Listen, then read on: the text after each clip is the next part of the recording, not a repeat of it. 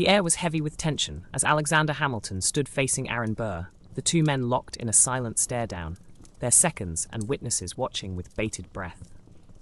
It was July 11th, 1804, and the duel was about to begin. Hamilton, wearing a black coat with a white shirt and waistcoat, took his mark, his eyes fixed intently on his opponent. Burr, dressed in a similar fashion, sneered at Hamilton, his face twisted in a mixture of anger and disdain.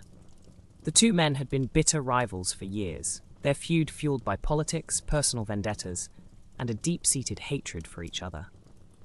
As they stood there, pistols at the ready, the crowd held its collective breath, knowing that only one man would walk away from this duel alive.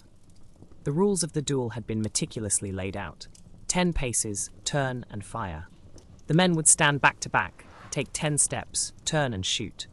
The crowd was silent, the only sound the gentle lapping of the Hudson River against the shore. Hamilton's second, Nathaniel Pendleton, stood by, his eyes fixed on the proceedings, his face etched with concern. Burr's second, William Van Ness, seemed almost bored, his eyes scanning the crowd with a mixture of disdain and curiosity. As the duel began, the tension was palpable, the air thick with anticipation. But to understand how we got here, we must go back to the beginning. Alexander Hamilton was born on January 11th, 1755 or 1757, on the island of Nevis in the West Indies, the illegitimate son of Rachel Fawcett, a French Huguenot, and James Hamilton, a Scottish trader. Despite the limited records of his early life, it is known that Hamilton's family moved to St. Croix, where he attended a local school and developed a passion for reading and writing. In 1772, Hamilton wrote a letter to his father, which was published in the Royal Danish American Gazette, showcasing his exceptional writing skills and earning him a scholarship to attend King's College in New York City.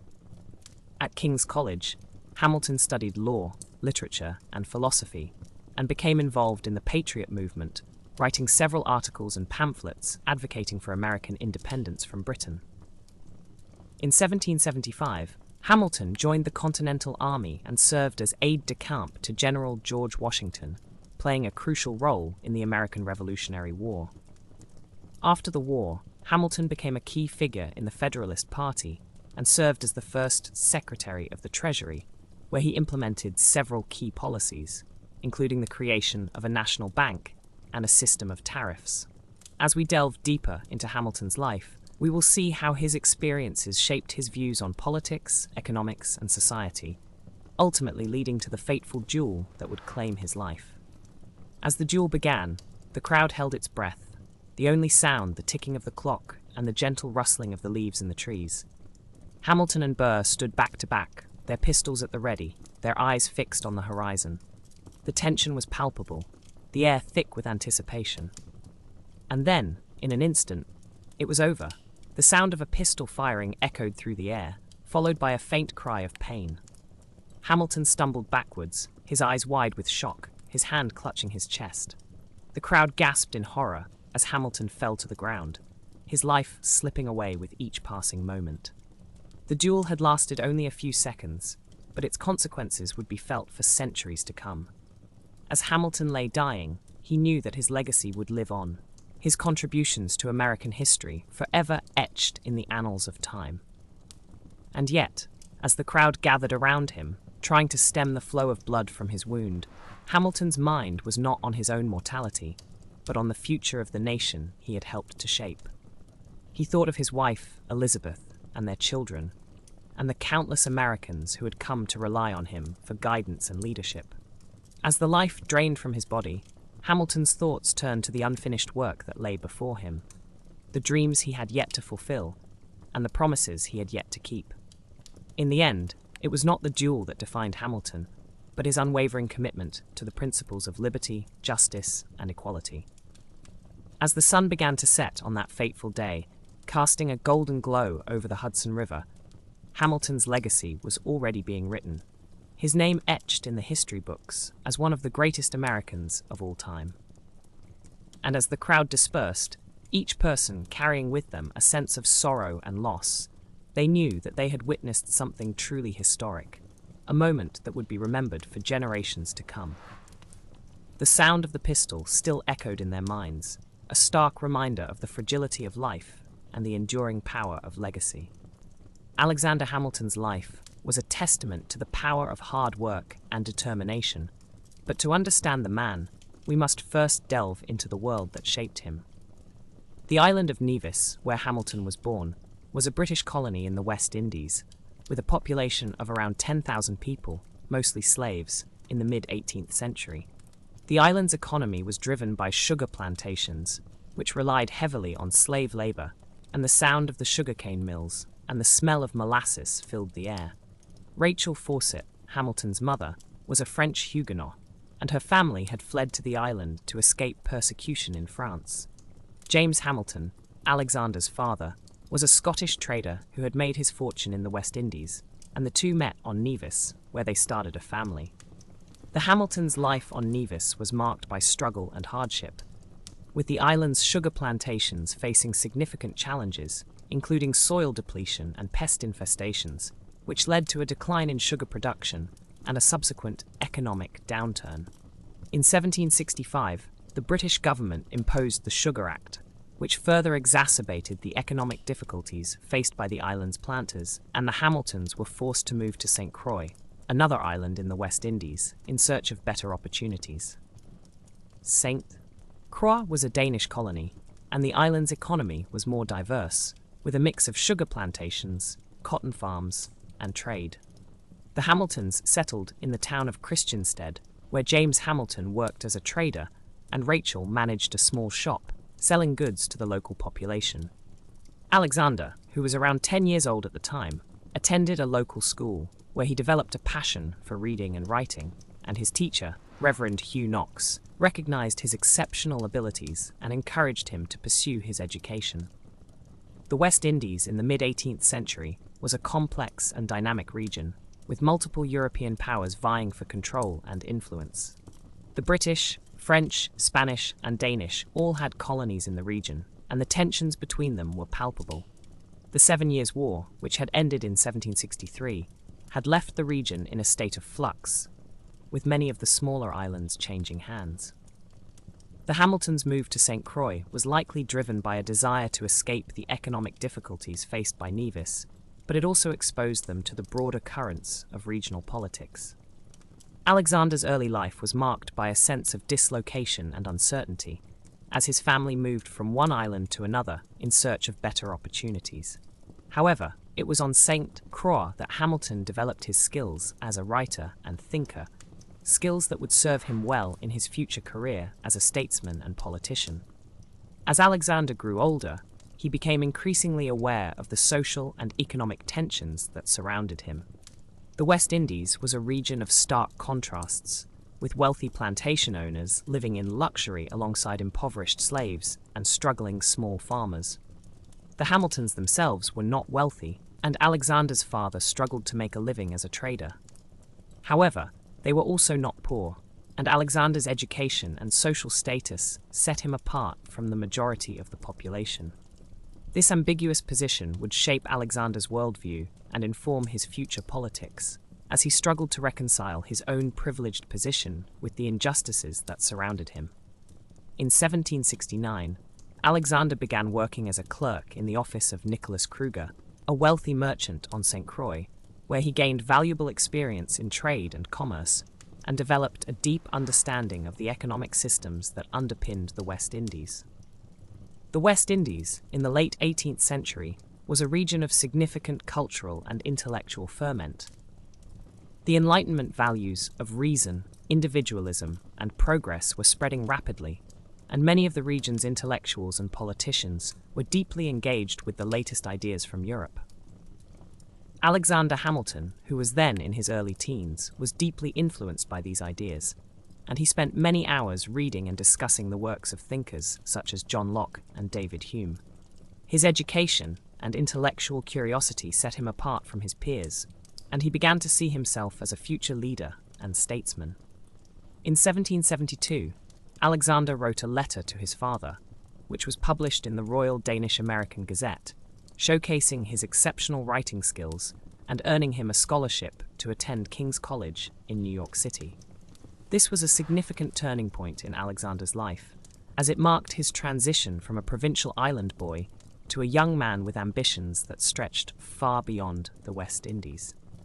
As Alexander prepared to leave St. Croix and embark on his new life in New York, he was filled with a mix of emotions: excitement, anticipation, and a sense of trepidation. He knew that he was leaving behind the only home he had ever known, and that he would be facing significant challenges and uncertainties in the years ahead.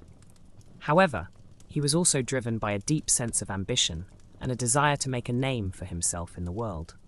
The West Indies, with its complex web of social and economic relationships, had taught him the importance of hard work, determination, and strategic thinking. As he set sail for New York, Alexander Hamilton was poised to take on the world, armed with a fierce intellect, a quick wit, and a deep sense of purpose. The year was 1773, and the American colonies were on the brink of revolution. A revolution that would change the course of Alexander's life forever. In the sweltering summer of 1772, Alexander Hamilton's life took a dramatic turn when his letter to his father, detailing a devastating hurricane that had ravaged the island of St. Croix, was published in the Royal Danish-American Gazette. The letter, which showcased Hamilton's exceptional writing skills, caught the attention of the community, and soon he was awarded a scholarship to attend King's College in New York City. As he set sail for the American colonies, Hamilton was filled with a sense of excitement and trepidation, knowing that this opportunity would be a turning point in his life. The year was marked by significant events, including the passage of the Townshend Acts, which imposed taxes on goods such as glass, paint, and paper, further fueling the growing tensions between the colonies and Great Britain. By the fall of 1774, Hamilton had settled into his new life at King's College, where he became enamored with the works of Enlightenment thinkers such as John Locke and David Hume. He devoured their writings, which instilled in him a deep understanding of the principles of liberty and democracy. As he delved deeper into his studies, Hamilton began to develop a passion for writing, and his articles and pamphlets advocating for American independence from Britain started to gain attention. In a letter to his friend, John Laurens, Hamilton wrote, "The patriots are not merely men of words, but men of action, and it is our duty to support them in their noble endeavor." This sentiment was echoed by other prominent figures of the time, including Thomas Jefferson, who stated, "The spirit of resistance to government is so valuable on certain occasions that I wish it to be always kept alive."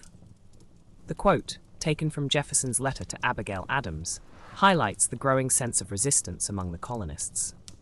As the American Revolutionary War loomed on the horizon, Hamilton's involvement in the Patriot movement grew more pronounced.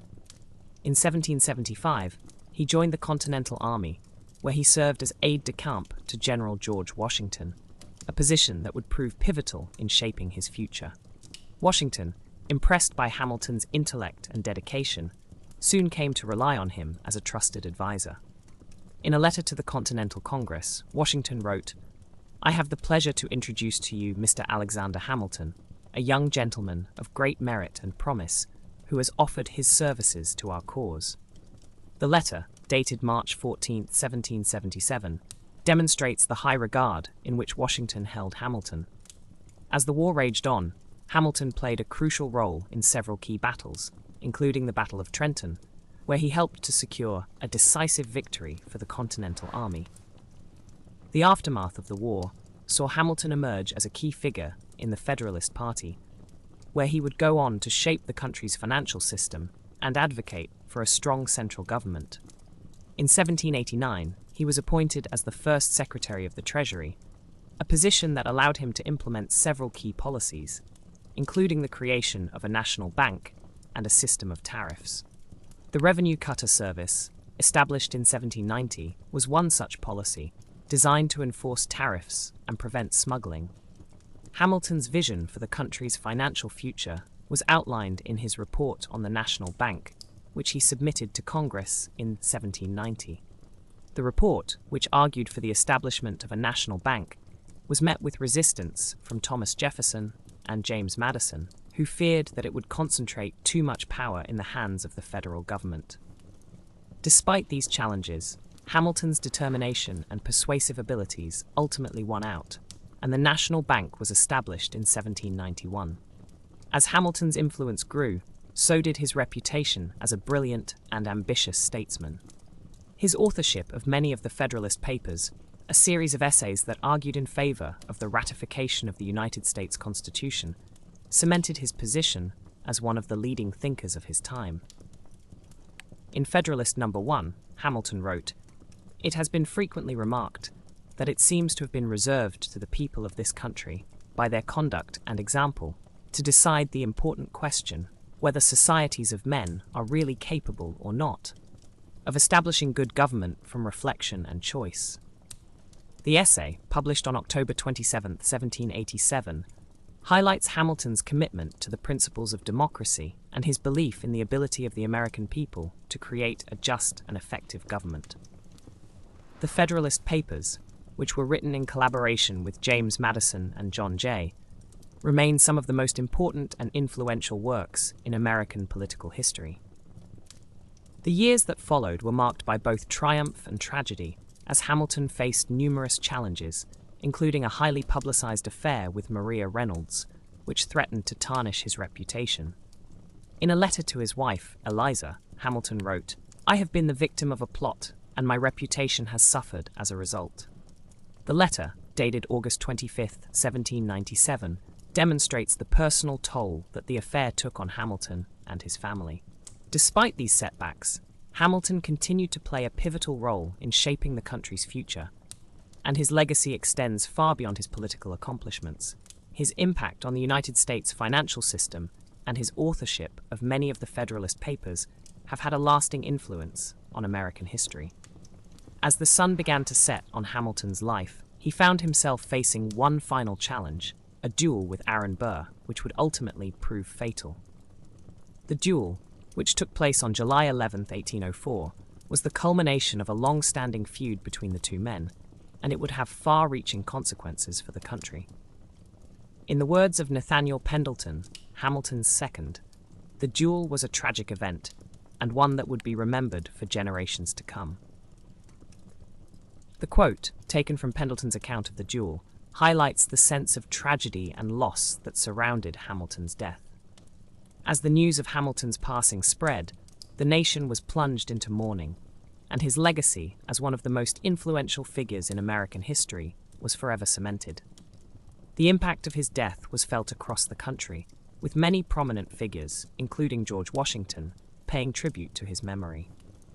In a letter to Martha Washington, Thomas Jefferson wrote, "The death of Alexander Hamilton is a loss to the nation and a personal tragedy for all who knew him." The letter, dated July 15, 1804, demonstrates the high regard in which Hamilton was held by his contemporaries. As the years went by, Hamilton's legacy continued to grow, and his contributions to American history remain a testament to his enduring spirit and vision. As the summer of 1790 wore on, the young American nation faced a crisis that would test its mettle and shape its future. The debt from the Revolutionary War, estimated to be around $54 million, had become a pressing issue, with many wondering how it would be paid off. Alexander Hamilton, now Secretary of the Treasury, proposed a bold plan to assume the debt and create a national bank, which he believed would stabilize the economy and establish the United States as a credible financial power. However, not everyone was convinced, and opposition to the plan began to mount. Thomas Jefferson, then Secretary of State, and James Madison, a key ally of Jefferson, were among those who vehemently opposed the plan, arguing that it would concentrate too much power in the federal government and favor the wealthy elite. On June 20, 1790, Hamilton met with Jefferson and Madison at Jefferson's residence in New York City to discuss the proposal. The meeting was tense, with Hamilton arguing that the assumption of debt was necessary to establish the credit of the United States, while Jefferson and Madison countered that it would be a betrayal of the principles of the Revolution. As the debate raged on, it became clear that the two sides were far apart, and a compromise would be difficult to reach. The air was thick with tension as the three men pored over the details of the plan, the sound of quills scratching on parchment, and the occasional clink of glasses, the only sounds breaking the silence. Meanwhile, the fate of the nation hung in the balance, as the decision would have far-reaching consequences for the young country. The days that followed were marked by intense negotiation and lobbying, with Hamilton and his allies working tirelessly to win over supporters for the plan. On July 26, 1790, the House of Representatives voted on the Assumption Bill, with 34 members voting in favour and 28 against. The bill then moved to the Senate, where it faced even stiffer opposition. On August 12, 1790, the Senate voted on the bill, with 14 members voting in favour and 12 against. The plan had narrowly passed, but the victory was short-lived, as the opposition to the plan only grew stronger. The smell of freshly printed newspapers wafted through the streets, carrying the news of the plan's passage to the masses, who were both fascinated and intimidated by the prospect of a national bank. As the news of the plan's passage spread, protests and demonstrations erupted across the country. Many saw the plan as an attack on the principles of the revolution and a betrayal of the common man. In Philadelphia, a crowd of protesters gathered outside the residence of Senator William Maclay, who had voted in favor of the plan, shouting slogans and waving placards. The sound of drums and shouting filled the air as the protesters made their voices heard. Maclay, in his diary, wrote, "The mob was so great that I was obliged to shut my windows, and the noise was so great that I could hardly hear myself speak." The protests were a testament to the deep divisions within the country, and the plan had become a lightning rod for discontent. The human cost of the crisis was beginning to manifest itself. Many farmers and traders, who had invested heavily in the war effort, were now struggling to make ends meet. The debt had become a crushing burden, and the Assumption Plan had only added to their woes. In a letter to his friend John Jay, Hamilton wrote, "The situation of the country is critical, and the fate of the government hangs in the balance." The weight of the crisis was beginning to take its toll on Hamilton, who was working tirelessly to implement the plan. His health began to suffer, and he became increasingly isolated as the opposition to the plan grew stronger. As the year drew to a close, the crisis showed no signs of abating. The National Bank had been established, but the assumption of debt had created a deep rift within the country.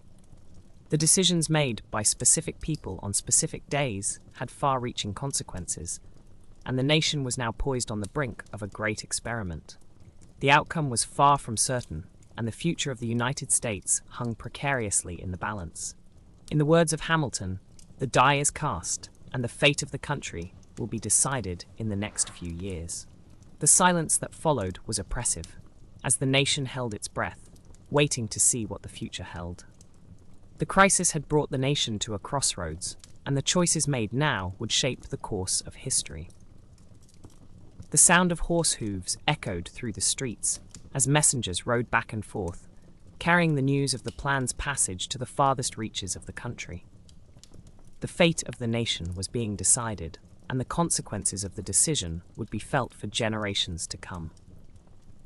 As the clock struck midnight, the year 1790 drew to a close, and a new era dawned on the United States, one that would be marked by struggle, sacrifice, and ultimately, the forging of a great nation.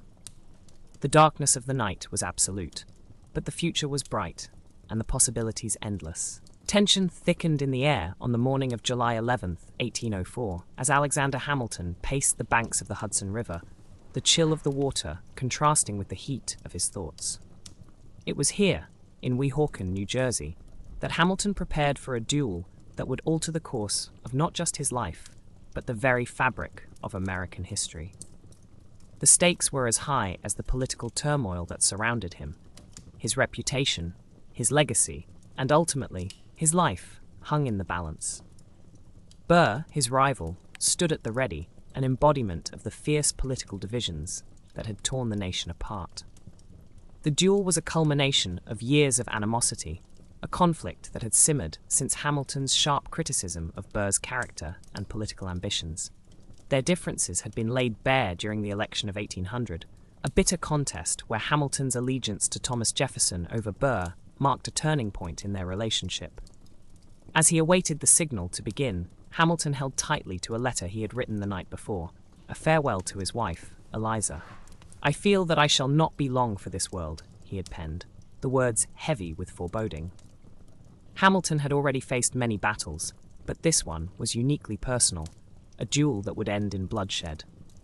At dawn, they stood back to back, their seconds, Nathaniel Pendleton and William Van Ness, marking the distance. The air was thick with anticipation, the sound of rustling leaves and distant river currents the only witnesses to this pivotal moment. Hamilton had chosen to wear a plain white shirt rather than armor, an act of defiance against the code of honor that dictated dueling, a statement of his unwillingness to kill, even as he prepared to face mortality. The seconds counted, and with each heartbeat, time seemed to stretch into eternity. When the word was given, they turned, pistols raised. A moment of stillness, then the crack of gunfire shattered the silence. Burr's shot found its mark, piercing Hamilton's abdomen, a wound that would prove fatal. Hamilton's own shot soared high, a testament to his intention. He had fired not to kill, but to demonstrate his integrity and honor. As he fell, a wave of realization washed over him. The battle was lost, but the ideas he fought for would not die with him. Burr watched as Hamilton collapsed, a flicker of regret crossing his face, though he would later justify his actions as necessary in the context of a brutal political landscape. The duel had resolved nothing. Instead, it marked the beginning of a deeper fissure within the nation, one that would resonate through the very halls of government. Burr would soon find himself a pariah, his political career unraveling in the wake of Hamilton's death. In the following weeks, the nation mourned. Hamilton's funeral in New York City drew thousands, a testament to his impact. The streets filled with citizens who had admired him as a founding father, a visionary who had shaped the nation's financial system and fought for its independence. The New York Evening Post published a poignant obituary stating, "He was a man of most extraordinary talents and of most exalted virtues." It was a moment of collective grief, as his contributions to the nation were both celebrated and lamented. Yet, even in death, Hamilton's ideas would stir the fabric of American society. His vision for a strong federal government, a national bank, and a robust economy would continue to influence policymakers for generations. The Federalist Papers, authored by Hamilton, Madison, and Jay, would serve as a foundation for constitutional interpretation, providing a framework for understanding the delicate balance of power within the government. In the months that followed, the political landscape shifted dramatically. Jefferson's Democratic Republicans capitalized on Hamilton's death, framing him as an elitist whose ideas were antithetical to the very principles of democracy. Jefferson himself remarked, "The death of Hamilton is a great blow to the Federalist cause, a recognition of the vacuum left in the wake of Hamilton's passing." Meanwhile, Burr faced a different reality. Once a prominent leader, he became embroiled in legal battles and accusations of treason. The duel had not only cost him his rival, but also his reputation. The once promising future he envisioned as a leader in the new nation now lay in ruins. America had shifted away from the ideals of honor and dueling toward a more complex understanding of political discourse. As the nation grappled with the implications of Hamilton's death, Eliza Hamilton emerged as a figure of resilience. Grieving the loss of her husband, she took it upon herself to preserve his legacy. She would spend years collecting his letters, publishing his writings, and advocating for the establishment of a monument in his honor. Her efforts culminated in the creation of the Hamilton Grange National Memorial, a testament to her husband's contributions to American history. Eliza became a voice for the ideals that Hamilton championed, ensuring that his vision would not be forgotten, even as the political landscape around her continued to evolve. In the shadow of Hamilton's legacy, the nation continued to wrestle with its identity. The debates over federalism versus states' rights, the role of government in the economy, and the balance of power would rage on, reflecting the very tensions that Hamilton had navigated during his lifetime. The War of 1812 would expose the fractures in American unity, leading to further discussions about the proper role of a central government, a discourse that had been sparked by Hamilton's own policies. Years later, on the anniversary of his death, Eliza would reflect on the man who had shaped her world and the nation. "He was a man who believed in the promise of America," she would say, her voice steady despite the sorrow. His vision was not just for himself, but for generations to come.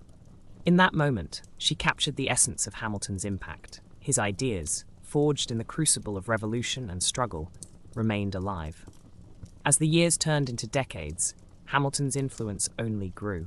The establishment of the first Bank of the United States in 1791, a cornerstone of his economic vision, laid the groundwork for modern banking practices. His financial policies, though controversial, stabilized the fledgling economy, allowing the nation to flourish. By the time of the Civil War, the debates surrounding Hamilton's principles would echo through the halls of Congress, proving that his ideas had not only survived, but thrived, adapting to the challenges of a rapidly changing nation. Ultimately, the duel represented not just the end of Hamilton's life, but a significant turning point in American history. It was a moment that crystallized the division between two ideological camps, one that would shape the nation's political discourse for centuries. The ideals Hamilton fought for, liberty, federalism, and a strong central government, would endure, continuing to inspire future generations who sought to navigate the complexities of democracy. As dusk fell over the Hudson River on that fateful day, a new chapter began, not only for the nation, but for the ideas that Hamilton had championed with such conviction. His life, marked by ambition, intellect, and an unwavering desire to create a better future, would become a beacon for those who dared to dream of a more perfect union. The sound of the river, the whispers of history, and the spirit of a visionary lingered in the air, a quiet reminder that while lives may end, legacies endure. The morning sun broke over Weehawken, New Jersey, on July 12, 1804, casting a stark light on the events that had unfolded just hours before. Alexander Hamilton lay on the ground, blood seeping into the earth beneath him, his life extinguished in a moment of fury and pride. His death sent ripples through the nation, echoing the loss of one of its most formidable architects. As news of the duel spread, shockwaves reverberated through cities and towns, and the American public grappled with the weight of his absence. In New York City, where Hamilton had made his mark, the streets buzzed with hushed conversations.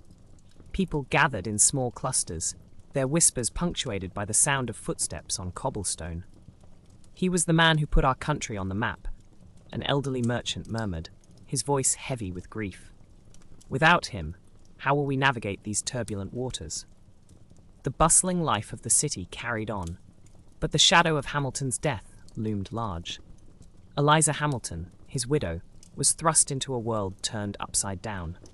As she received the news, she fell to her knees, her heart breaking beneath the weight of loss. "He was my everything," she confided to her closest friends. "Now, what do I do without him?" Eliza, who had stood steadfast beside Alexander through the many trials of his career, now faced the grim reality of life without the man who had inspired her, challenged her, and loved her fiercely. Their children, too, felt the profound absence of their father. Philip, the eldest at 19, struggled to comprehend the finality of death. He had admired his father deeply, often echoing Hamilton's passionate speeches and revolutionary ideas. "He was the greatest man I ever knew," Philip said, his voice trembling with emotion. "How can I live up to his legacy?" The weight of expectation bore down on him as he wrestled with feelings of anger and sorrow, grappling with the world that had taken his father from him so suddenly. In the weeks that followed, the nation mourned. Newspapers printed elegies, and pamphlets filled with tributes to Hamilton's vision and contributions flooded the streets. The Federalist Gazette of New York published a heartfelt tribute, stating, "The nation has lost a titan, a man who forged our path to prosperity and unity." As the ink dried, a palpable sense of uncertainty settled over the American populace. Would Hamilton's ideals endure without his guiding hand? Meanwhile, Thomas Jefferson and James Madison found themselves in a precarious position. The two men had often clashed with Hamilton over his vision for a strong central government and a national bank. Now, with Hamilton gone, they sensed an opportunity to shift the balance of power. "Without Hamilton, the Federalist Party may falter," Madison remarked during a clandestine meeting with Jefferson. "But we must tread carefully. His supporters will be loyal to his memory." Protests erupted across the states, fueled by the fears and frustrations of citizens who had felt the weight of Hamilton's financial policies. In Philadelphia, the streets filled with men and women waving banners emblazoned with phrases like, "In Hamilton's memory," and "We will not forget." Voices rose in anger, demanding accountability and questioning the direction of the new nation. The cries for justice echoed in the hearts of those who had once supported the vision of a powerful federal government. In the wake of Hamilton's death, the political landscape began to shift. The Federalists, once a dominant force, faced a growing challenge. Without their charismatic leader, they struggled to maintain cohesion. In the Senate, debates grew more heated, and the bonds forged in Hamilton's time began to fray. Senator William Maclay, an opponent of Hamilton's, noted in his diary, "The absence of our great financier has left a void, yet it has also awakened a new vigor among us. The time has come for us to redefine our vision." Eliza, amidst her own grief, assumed the mantle of her husband's legacy. She began to gather Hamilton's writings, determined to preserve his thoughts and ideas for future generations. "He believed in the power of words," she said to her friends. "I must ensure that his voice is not silenced." The widow would spend countless hours combing through his letters and essays, organizing them with meticulous care. As summer turned to fall, the nation continued to grapple with its loss. The inaugural anniversary of Hamilton's death approached, and public gatherings were planned to honor his memory. In New York, a grand memorial service was held at Trinity Church, where Hamilton was buried. Thousands flocked to pay their respects, many carrying flowers to lay at the foot of his grave. In a poignant moment, Eliza stood before the crowd, her voice trembling as she read excerpts from Hamilton's writings, reminding the audience of his unwavering commitment to the country. "Here lies a man who fought for our freedom," she declared, tears streaming down her cheeks. "He believed in the promise of America, and it is our duty to carry that promise forward." The crowd erupted in applause, their voices rising in a chorus of unity, a testament to Hamilton's enduring influence. In the months that followed, Philip sought to honor his father's legacy in his own way. He became involved in local politics, eager to continue Hamilton's fight for a strong and prosperous nation. He attended meetings, spoke passionately about the importance of economic stability, and rallied support among his peers. "If my father taught me anything, it is that action speaks louder than words," he said during one of his speeches. "We cannot let his vision die with him." Yet, tragedy struck again as the years passed. In 1806, Philip Hamilton, in a moment of heated altercation, was involved in a duel, a cruel twist of fate that echoed his father's demise. The news devastated Eliza. Her heart shattered anew as she learned that her son had succumbed to his injuries. "I cannot bear this," she wept to a friend. "First Alexander, now Philip. What have I done to deserve this sorrow?" As the nation mourned the loss of young Philip, Eliza found herself in a relentless cycle of grief. "How can I rebuild from this?" she asked, her words heavy with despair. But as she looked around, she saw that Hamilton's ideas had taken root in the fabric of the nation. The Federalist Party, though strained, still held sway in certain regions, and the principles of a strong central government remained influential. Time marched on, and the United States continued to evolve. The War of 1812 loomed on the horizon, and as the country faced external threats, the ideals Hamilton had championed resurfaced. Leaders recalled his vision of unity, strength, and economic stability, understanding that his legacy, though marked by personal tragedy, remained woven into the very essence of the American spirit. Eliza, now a woman of resilience, persisted in her efforts to keep Hamilton's legacy alive. In her later years, she dedicated herself to charitable works, advocating for causes her husband would have championed. She established a fund for orphans, understanding the pain of loss and the importance of nurturing future generations. "These children deserve a chance my husband would have wanted for them," she said, her determination shining through her grief. The years turned into decades, and as the nation grew, so did the reverence for Hamilton's contributions. Schools began to teach his ideas, and his writings became a cornerstone in the study of American history. By the time of Eliza's passing in 1854, Hamilton had transformed from a controversial figure into a revered founding father. his legacy cemented in the hearts of countless Americans. As the sun set on Eliza's life, she had ensured that Hamilton's vision would endure, a beacon of hope and ambition for generations to come. In a letter penned shortly before her death, she reflected on their shared journey, writing, "Though we have faced immeasurable loss, his spirit lives on in the hearts of those who dare to dream. Let us never forget the man who believed in the promise of a better tomorrow."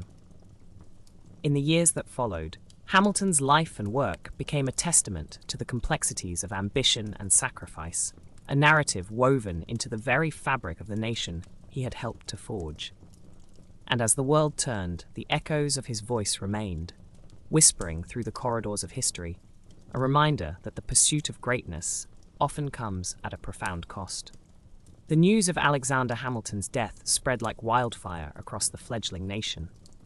On July 12, 1804, the day after Hamilton fell in his duel with Aaron Burr, the newspapers echoed with a sense of profound loss.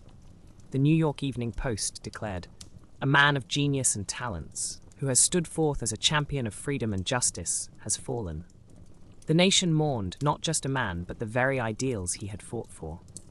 Hamilton's legacy would take root in the soil of American history, interwoven with the complexities of his character and the tumult of his time. In the immediate aftermath, the streets of New York City, where Hamilton had once marched with purpose, were filled with somber gatherings. Thousands lined the streets for his funeral on July 14, 1804. Mourners recalled Hamilton's fierce intellect, his passionate oratory, and his unwavering commitment to a strong federal government.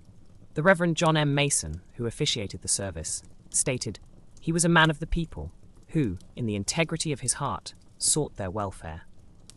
This sentiment rang through the hearts of many, though not all. Hamilton had also made enemies, and his vision of a powerful central government stirred deep-seated fears among the agrarian South and the states' rights advocates. Over time, Hamilton's contributions began to crystallize into myth.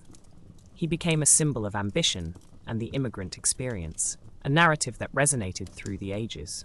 After all, the son of a poor, illegitimate child from the Caribbean had risen to the heights of American power. Yet, this tale was often simplified, glossing over the complexity of his policies and relationships. The Federalist Papers, which he co-authored with James Madison and John Jay, were often cited as foundational texts in American governance, yet they were also contentious. Hamilton's vision of a robust financial system, anchored by a national bank, was met with fierce opposition from figures like Thomas Jefferson, who argued for agrarian democracy and a decentralized government. Their rivalry was a fierce clash of ideologies that would shape the political landscape for generations. In the decades following his death, Hamilton's vision faced challenges and reinterpretations. The War of 1812 tested the nation's resolve and the economic system Hamilton had championed. When the British blockaded American ports, the fledgling nation felt the weight of its dependence on foreign trade. In 1816, Congress established the Second Bank of the United States, a testament to Hamilton's enduring influence on American financial policy. Yet, this institution would also become a target for those who opposed centralized power, further complicating Hamilton's legacy. By the mid-19th century, Hamilton's image began to shift dramatically during the rise of the abolitionist movement. Many reformers viewed his belief in a strong federal government as a double-edged sword, one that could either protect the rights of the enslaved or consolidate power in ways that perpetuated oppression. Figures like Frederick Douglass invoked Hamilton's writings to argue for equality and justice.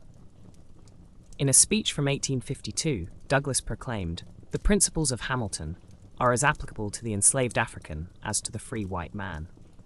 This reclamation of Hamilton's thought reflected the evolving struggles for liberty and justice in a nation still grappling with its contradictions. As the Civil War raged, Hamilton's legacy took on new dimensions. A divided nation looked to its founding fathers for guidance.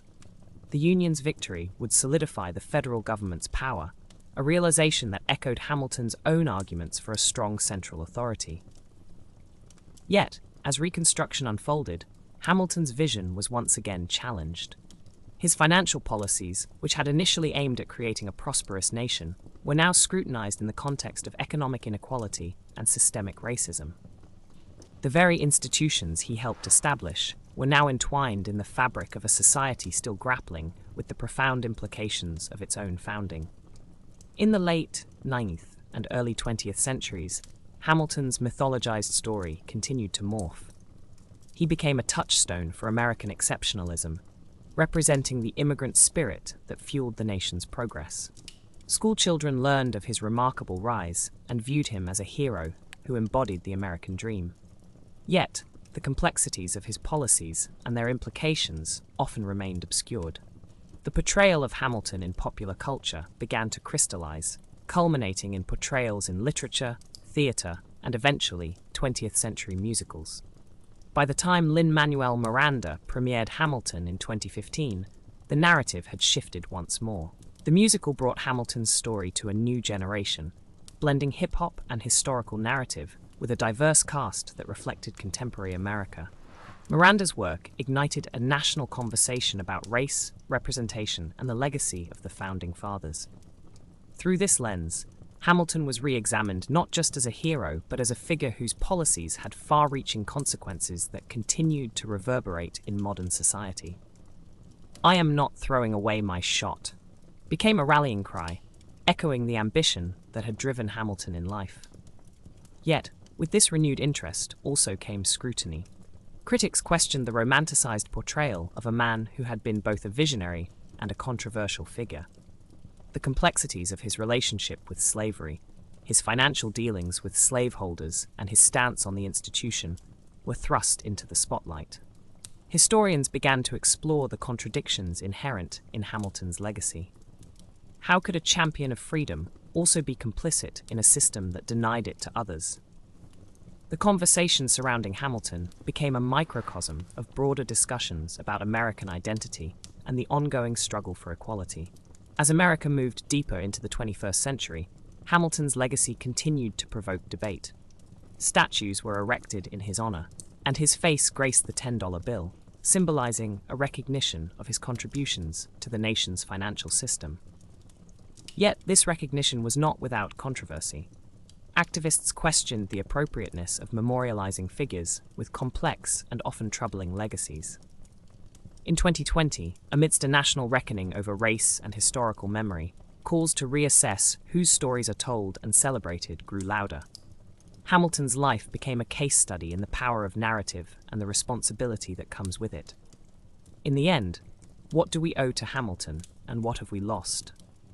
His ambition and intellect helped lay the groundwork for a national identity, but that identity is still being defined. The financial systems he championed shaped the American economy, yet those same systems have often perpetuated inequality.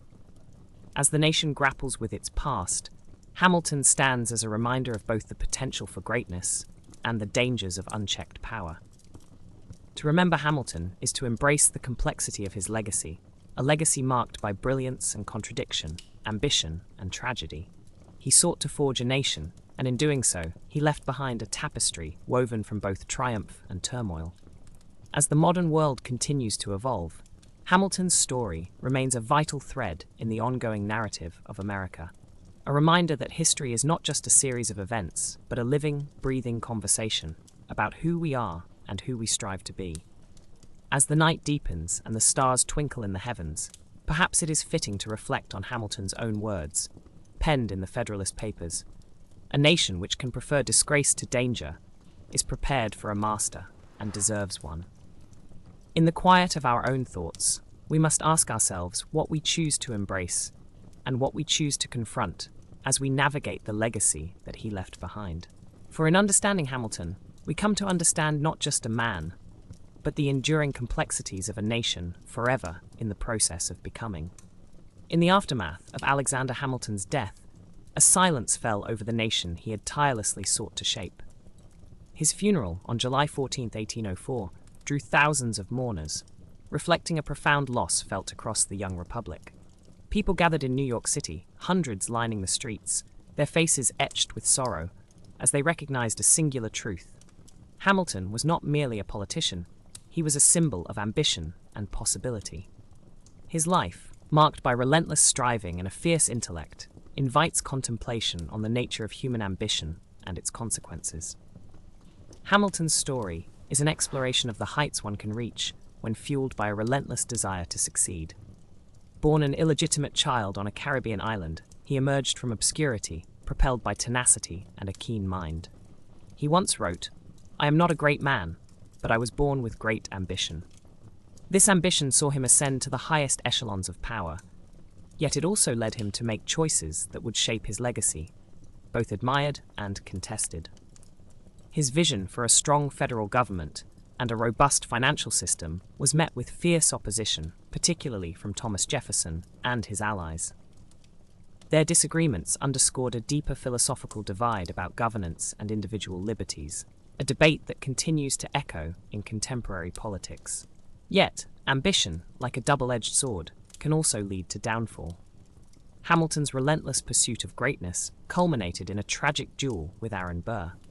The confrontation, driven by personal animosities and political rivalries, serves as a stark reminder of how ambition can blind one to the dangers of pride and vendetta. In the quiet moments before the duel, Hamilton reportedly considered the weight of his choices, reflecting on the fragility of life and the price of legacy. It was in those final moments that the gravity of his aspirations collided with the reality of existence, leading to an irrevocable loss that altered the course of history. The story of Alexander Hamilton also evokes the complexities of love, particularly the bond he shared with his wife, Eliza. Their partnership, forged through shared struggles and triumphs, illustrates how love can be a source of strength amidst turmoil. Eliza, who survived him by many years, dedicated herself to preserving his memory, ensuring that his contributions were not forgotten. In her grief, she transformed her love into a powerful legacy that would inspire future generations, a testament to the enduring impact of human connection, even in the face of profound loss. As we reflect on Hamilton's life, we are reminded of the interplay between power and vulnerability. His journey teaches us that greatness is often accompanied by sacrifice, that the pursuit of power can lead to isolation, and that survival in the political arena demands a keen understanding of human nature. In a world shaped by ambition and rivalry, it is the moments of love, humility, and introspection that ultimately define our humanity. So, as you lay down to rest, consider the echoes of Hamilton's life. His relentless ambition, his capacity for love, and the stark realities of power remind us of the delicate balance we navigate in our own lives.